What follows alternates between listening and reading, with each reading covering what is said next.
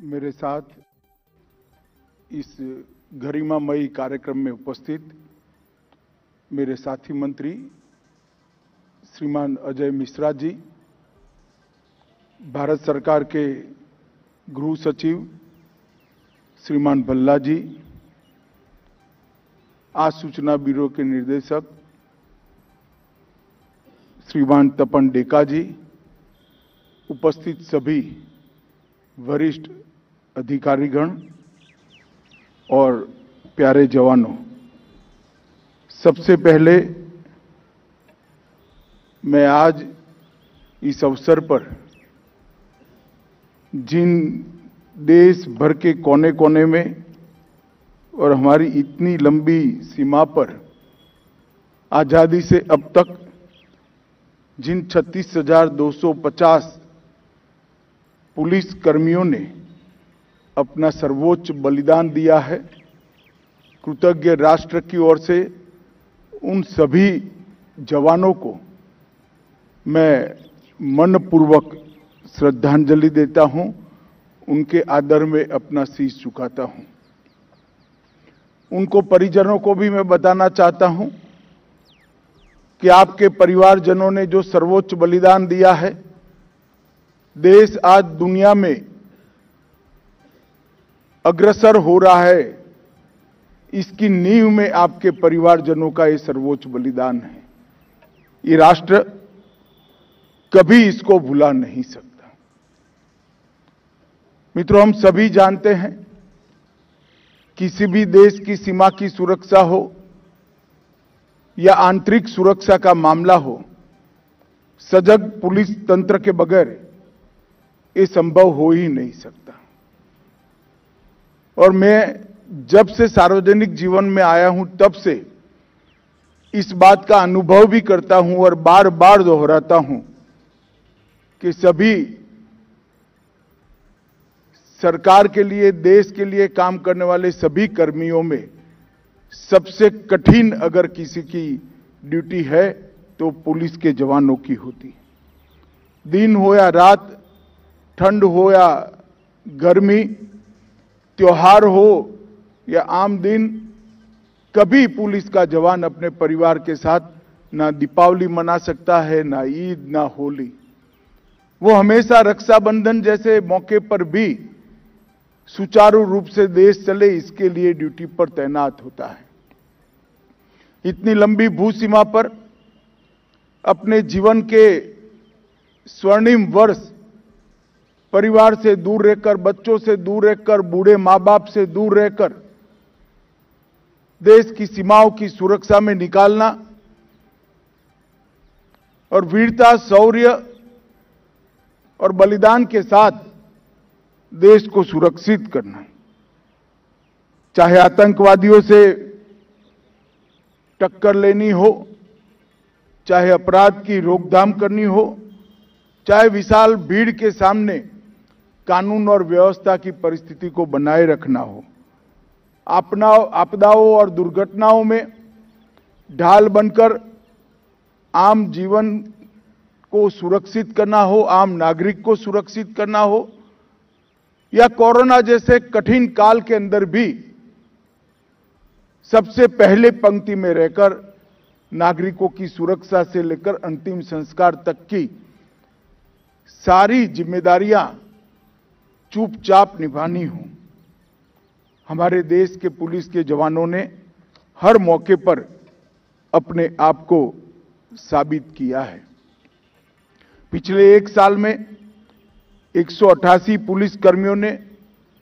Duty के दौरान अपनी जान गंवाई है। 1 सितंबर 2022 से 31 अगस्त 2023 तक 188 जवानों ने देश की सुरक्षा के लिए और देश की कानून और व्यवस्था को ठीक बरकरार करने के लिए अपना सर्वोच्च बलिदान दिया है। मैं आज उनको भी बड़े मनपूर्वक याद कर श्रद्धांजलि देना चाहता हूं। मित्रों, आने वाले दिनों में हमारे देश के प्रधानमंत्री जी ने देश के अमृत काल में का आह्वान किया है। आजादी के 75 साल का वर्ष समाप्त हुआ 76वें साल से लेकर आजादी की शताब्दी तक ये 25 साल इस देश को हर क्षेत्र के अंदर दुनिया में सर्वोच्च स्थान पर पहुंचाने का समय है। और इसके लिए 130 करोड़ लोगों ने सामूहिक रूप से संकल्प भी लिया है, व्यक्तिगत रूप से भी संकल्प लिए हैं। और ये सारे संकल्पों का संपुट हमें आने वाले दिनों में हमारा जो लक्ष्य है, दुनिया में हर क्षेत्र के अंदर सर्वोच्च स्थान पर पहुंचना, इसको सिद्ध करते हुए कोई नहीं रोक सकता। पिछले एक दशक में हमारे वीर पुलिस के बहादुर जवानों के कारण आतंकवाद, उग्रवादी हमले, नक्सलवाद और नस्लीय हिंसा में अपने सर्वोच्च आंक से 65% की कमी हुई है। यह बताता है कि धीरे धीरे 3 हॉटस्पॉट माने जो जाने वाले क्षेत्र, चाहे वो वामपंथी उग्रवाद का क्षेत्र हो, चाहे वो उत्तर पूर्व के राज्यों का संपुट हो, चाहे जम्मू कश्मीर हो, ये तीनों जगह पर स्थिति को सामान्य करने में हमारे जवानों ने बहुत बड़ी सफलता प्राप्त की है। विगत दिनों में एनडीआरएफ के माध्यम से अलग अलग पुलिस फोर्स के जवानों ने न केवल देश, दुनिया में आपदा प्रबंधन के लिए एक बहुत बड़ी नाम भी कमाया है और सिद्धियां भी प्राप्त की हैं। कितनी भी बड़ी आपदा हो, एनडीआरएफ का ड्रेस पहनकर हमारा जवान जब पहुंचता है, लोगों को एक आश्वस्ति होती है कि अब कोई दिक्कत नहीं है, एनडीआरएफ आ गई है। और इस समय आजादी के अमृत काल में जब हम प्रवेश कर रहे हैं, भारत सरकार मोदी जी के नेतृत्व में 3 नए कानून लेकर आ रही हैं, जो हमारी क्रिमिनल जस्टिस सिस्टम को आमूल चूर रूप से बदलेंगे। ये तीनों कानून अंग्रेजों के समय से बनाए गए थे। करीब करीब 150 साल पुराने तीनों कानूनों के अंदर न केवल अब भारतीयता भी दिखाई पड़ेगी, हमारे संविधान की स्पिरिट से हर नागरिक के अधिकारों की सुरक्षा की रचना भी होगी। कोर्टों के अंदर जो पेंडेंसी है, इसको समाप्त करने के लिए मोदी जी ने बल दिया है। हमारे प्रधानमंत्री जी के निर्देश पर पुलिस टेक्नोलॉजी मिशन, ये नए तीनों कानूनों का संसद के सामने पेश होना और आईसीजेएस के माध्यम से क्रिमिनल जस्टिस सिस्टम के अंदर पारदर्शिता और स्पीड दोनों को लाने का जो हमने लक्ष्य रखा है, मुझे विश्वास है कि आने वाले समय में पूरी क्रिमिनल जस्टिस सिस्टम को बदलने में हम सफल होंगे। आतंकवाद के खिलाफ जीरो टॉलरेंस की नीति को बरकरार रखते हुए न केवल हमने सख्त कानून बनाए हैं, पुलिस के आधुनिकीकरण के लिए पुलिस टेक्नोलॉजी मिशन की स्थापना कर विश्व में सर्वश्रेष्ठ आतंकवाद का मुकाबला करने वाला एक बल हमारा बल बने, इस प्रकार के हमारे प्रयास हैं। पुलिस कर्मियों के वेलफेयर के लिए आयुष्मान सीएपीएफ आवास योजना, सीएपीएफ ई आवास वेब पोर्टल, प्रधानमंत्री छात्रवृत्ति योजना, केंद्रीय अनुग्रह राशि, विकलांगता अनुग्रह राशि, हवाई कुरियर सेवाएं और पुलिस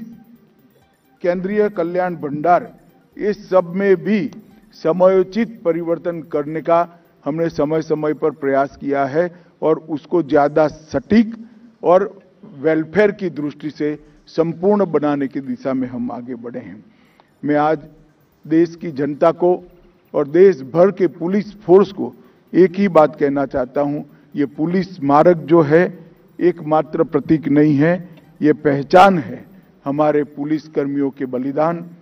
त्याग और राष्ट्र निर्माण के प्रति उनके समर्पण की। हम सब आज के दिन में सभी 36,250 शहीद पुलिस कर्मियों को भावपूर्वक श्रद्धांजलि देते हैं और एक कमिटमेंट के साथ कि आने वाले दिनों में सभी जवानों की वेलफेयर की चिंता और सभी जवानों की सुरक्षा की चिंता के लिए सरकार सजग भी रहेगी और समर्पित भी रहेगी। ये शब्द कहकर मैं मेरी बात को समाप्त करता हूं। वंदे मातरम। धन्यवाद महोदय। और अब माननीय मुख्य अतिथि महोदय लद्दाख के हॉट स्प्रिंग में शहीद हुए वीर बलिदानियों को पुष्प चक्र अर्पण करेंगे। आप सभी से निवेदन है